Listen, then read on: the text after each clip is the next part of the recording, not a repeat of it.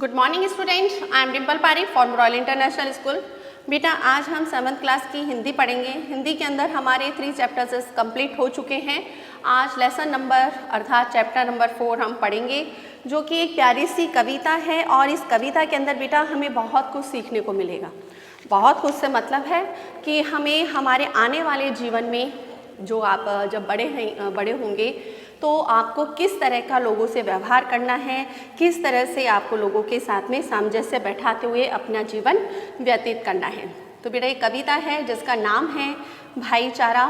इस कविता के माध्यम से जो कवि है वह समझाना चाह रहे हैं हमें कि हमें हमेशा क्या करना चाहिए, मिलजुल कर रहना चाहिए, एक दूसरे से दुश्मनी या नफरत नहीं करनी चाहिए। बेटा पता नहीं क्योंकि कहने का अभिप्राय ये है कि जीवन के लिए, क्योंकि जीवन बेटा बहुत छोटा है, कभी कुछ भी हो सकता है। तो इस जीवन के अंदर हमें प्यार करने का ही पूरा टाइम नहीं मिलता, तो नफ़रत करने का कहाँ से टाइम मिल जाएगा। लेकिन कई लोग ऐसे होते हैं जो कि नफ़रत को ही सर्वोपरि मानते हैं। तो ऐसे लोगों के लिए इसमें बताया गया है कि आपस में हमें क्या रहना चाहिए, प्रेम पूर्वक रहना चाहिए, झगड़ा नहीं करना चाहिए। क्योंकि हमेशा झगड़ा करने से कभी भी क्या नहीं होता है, फ़ायदा नहीं होता है। झगड़े करने से हमारा भी नुकसान होता है, हमारे शारीरिक और मानसिक हम मनोविकार के शिकार हो जाते हैं। तो हमें ऐसा कार्य हम क्यों करें जिससे कि हमारे जीवन के लिए दुखदायी हो। तो आज हम ये लेसन पढ़ते हैं जिसका नाम है भाईचारा। तो बेटा इस लेसन को पढ़ने से पहले हम जो इसके कवि हैं, इस कवि के बारे में जानकारी लेते हैं। कवि है इसके अपने भवानी प्रसाद मिश्र, जिनका जन्म होशियाबाद जो कि मध्य प्रदेश के अंदर स्थित है में 29 मार्च सन 1913 को हुआ था। इन्होंने 3 विषय के अंदर आप बीए किया है, जिसमें हिंदी है, संस्कृत है और अंग्रेजी। 3 विषय के अंदर बीए करना अर्थात 3 विषयों का ज्ञान होना ये बहुत बड़ी बात है। गीत फरोश, गांधी पंचशती, त्रिकाल संध्या, इदम नमम आदि इनकी प्रमुख रचनाएं हैं। वैसे और भी बहुत सारी बेटा इनकी रचनाएं हैं, लेकिन जो प्रमुख रचनाएं हैं उन प्रमुख 3 रचनाओं के बारे में यहाँ पे दिया गया है। गांधीवादी भवानी प्रसाद मिश्र ने बाल साहित्य में अहम योगदान दिया। बेटा बाल साहित्य क्या होता है? बाल साहित्य होता है बच्चों के लिए लिखा जाने वाला इतिहास साहित्य।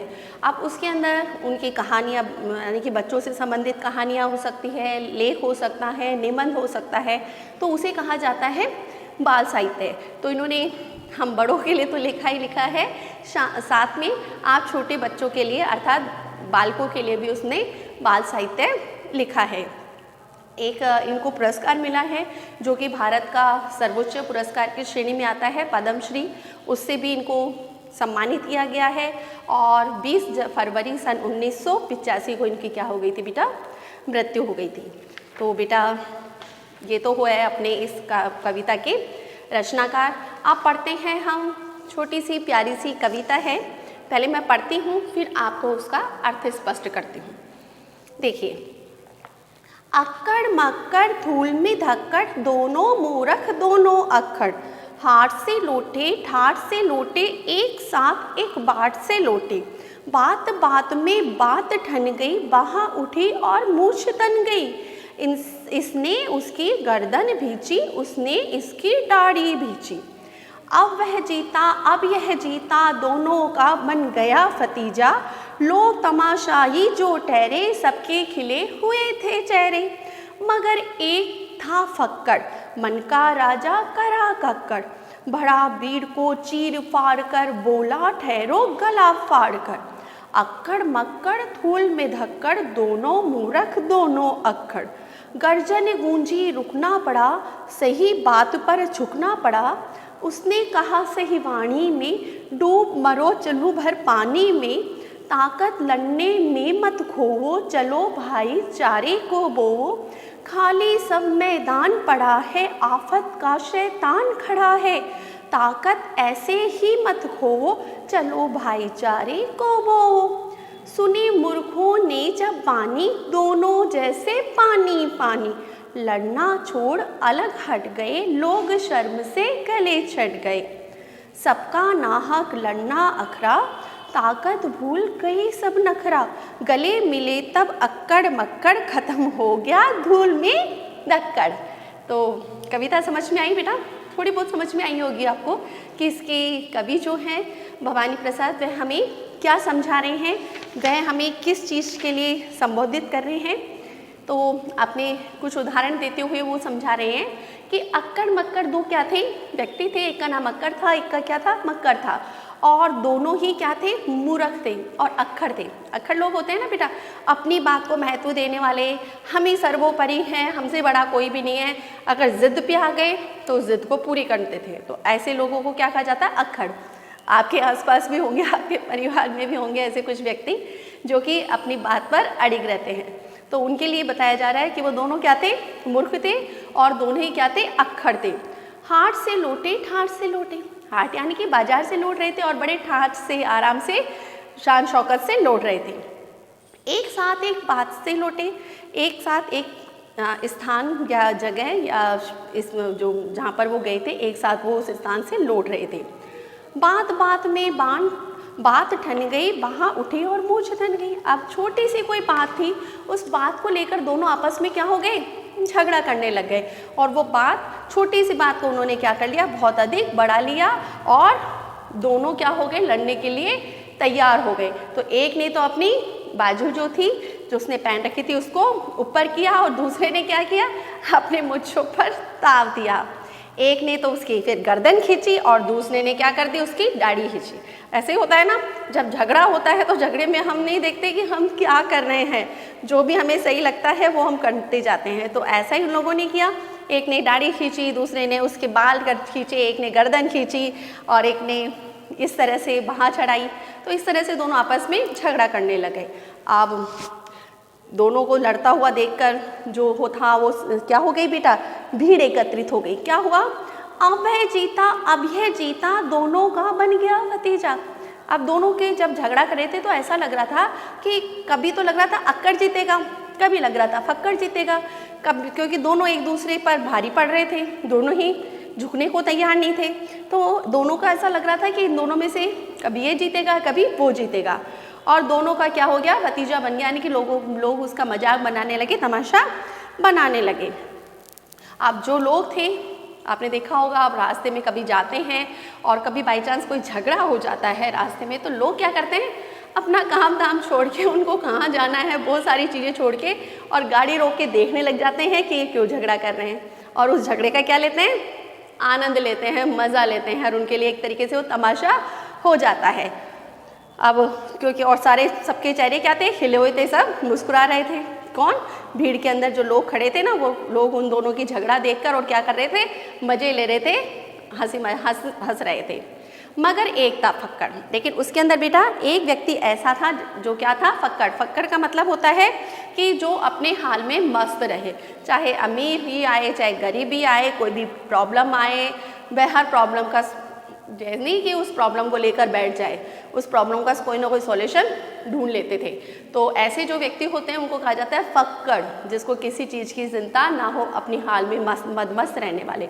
तो ऐसा एक व्यक्ति बीच में आया, उसने देखा कि लोग क्या कर रहे हैं, इनका मज़ा ले रहे हैं और मजाक बना रहे हैं और ये आपस में दोनों क्या कर रहे हैं, झगड़ रहे हैं। तो उनका झगड़ना उसको अच्छा नहीं लगा। कई लोग ऐसे भी होते हैं बेटा जो कि तमाशा ना देखकर उनको दुख होता है, तकलीफ होती है कि क्यों ये झगड़ा कर रहे हैं, तो उस झगड़े को समाप्त करने की चेष्टा किया करते हैं। तो वह जो बंदा था, मन का राजा करा कक्कड़, कि वह मन का क्या था, राजा था। बड़ा भीड़ को चीर फाड़ कर बोला ठहरो गला फाड़ कर। उसने जो भीड़ थी उस भीड़ को क्या किया, अलग अलग किया और गला फाड़ कर जोर से चिल्लाया कि ठहरो, ये तुम क्या कर रहे हो, क्यों झगड़ा कर रहे हो, क्या कारण है तुम्हारा जिसके कारण तुम इतना झगड़ा कर रहे हो। अब अक्कड़ मक्कड़ धूल में धक्कड़, दोनों मूर्ख दोनों अक्खड़। गर्जन गूंजी रुकना पड़ा, सही बात पर झुकना पड़ा। आप दोनों को उसने रोका ना, पूछा भाई क्यों झगड़ा कर रहे हो, आपस में मित्र हो, आराम से आ रहे हो, जा रहे हो, फिर ऐसा क्या हो गया। तो दोनों को अपनी बात, जो उसकी फक्कड़ की जो बात थी वह क्या लगी, सही लगी और सही बात पर उनको क्या करना पड़ा, झुकना पड़ा। अर्थात उसकी बात मानकर वह क्या हो गए, लड़ना उन्होंने बंद कर दिया। उसने कहा सही वाणी में, डूब मरो चुल्लू भर पानी में। ताकत लड़ने में मत खो, चलो भाईचारे को बो। कि उसने सही बात कही, सही वाणी के अंदर सही शब्दों में उसने सही बात कही कि तुम आपस में झगड़ा कर रहे हो, डूब मरो कहीं जाके। कि आपस में कोई झगड़ा करते हैं बेटा, एग्जाम्पल दूँ, अगर आपको झगड़ा करना है ना तो आप पाकिस्तान कि जो सैनिक है ना उनसे जाके झगड़ा करिए, बॉर्डर पे जाके झगड़ा करिए, चीनी जो सैनिक हैं उनसे जाके झगड़ा करिए, तब तो फ़ायदा है। आपस में झगड़ा करोगे तो लोग आपकी क्या करेंगे, मजाक ही बनाएंगे। उनसे झगड़ा करोगे तो आपके मन की इच्छा भी पूरी हो जाएगी और आपके पूरे हिंदुस्तान में नाम भी हो जाएगा।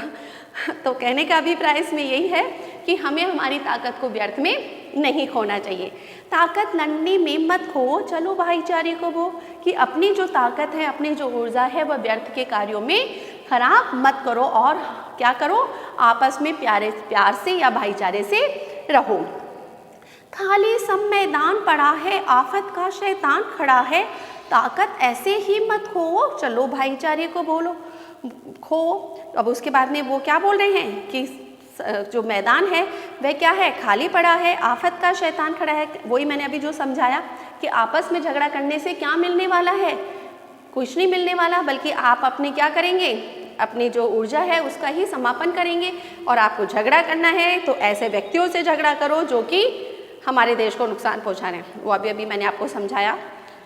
और इस तरह से अपनी ताकत को तुम क्या मत करो, व्यर्थ में मत खो, सही जगह पर सही ताकत का इस्तेमाल करो। और ये जो ताकत है वह ऐसे कार्यों में लगाओ जिससे कि आपको अपनी सफलता की मंजिल मिल सके। आपकी जो आपने सपने देखे हैं, जो आप जीवन में बनना चाहते हो, उसके अंदर ये ताकत का इस्तेमाल करो। ये ताकत जो है, ये जो ऊर्जा है, जैसे आपने कभी किसी बच्चे ने कलेक्टर बनने का सपना देखा है, किसी ने डॉक्टर बनने का सपना देखा है, तो आप इस ताकत को, इस जो ऊर्जा है, इस ऊर्जा को अपने जीवन के अच्छे कार्यों में लगाओ, पढ़ाई में लगाओ, अध्ययन में लगाओ, कंपटीशन एग्जाम्स दो, इसमें लगाओ। इन झगड़े में क्या रखा हुआ है, झगड़े से तो सिर्फ नुकसान ही होने वाला है, फ़ायदा तो कुछ होने वाला है नहीं। तो अब जो अक्कड़ मक्कड़ थे उनको बात समझ में आ गई। सुनी मूर्खों ने जब बानी, दोनों हो गए पानी पानी, लड़ना छोटा अलग हो गए, लोग गले शर्म से गले झड़ गए।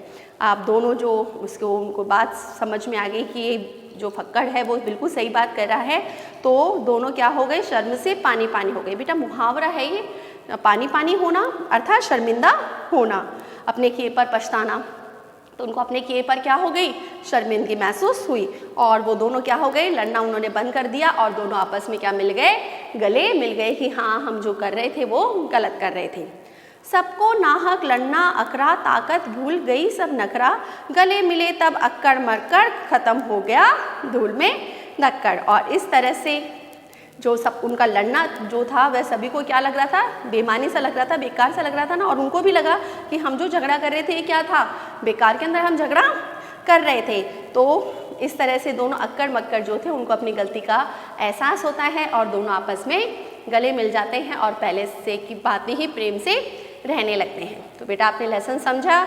इस लेसन में क्या समझाया गया है, हमें समझाया गया है कि हमें नफरत से काम नहीं लेना चाहिए, झगड़ा नहीं करना चाहिए, अपनी ताकत, अपनी ऊर्जा का इस्तेमाल सही कार्य में लगाना चाहिए। ओके बेटा, आज के लिए हम इतना ही करते हैं। अब आपको होमवर्क की तरफ चलते हैं। आपके होमवर्क में आपको क्या करना है, भवानी प्रसाद मिश्र जो इस कविता के कवि हैं, इनका क्या करना है, आपको जीवन परिचय लिखना है, जो कि पीछे आपके पेज पे दे रखा है। क्वेश्चन आंसर मैं नेक्स्ट वीडियो में करवाऊंगी। आज के लिए इतना ही। Good day, goodbye, take care.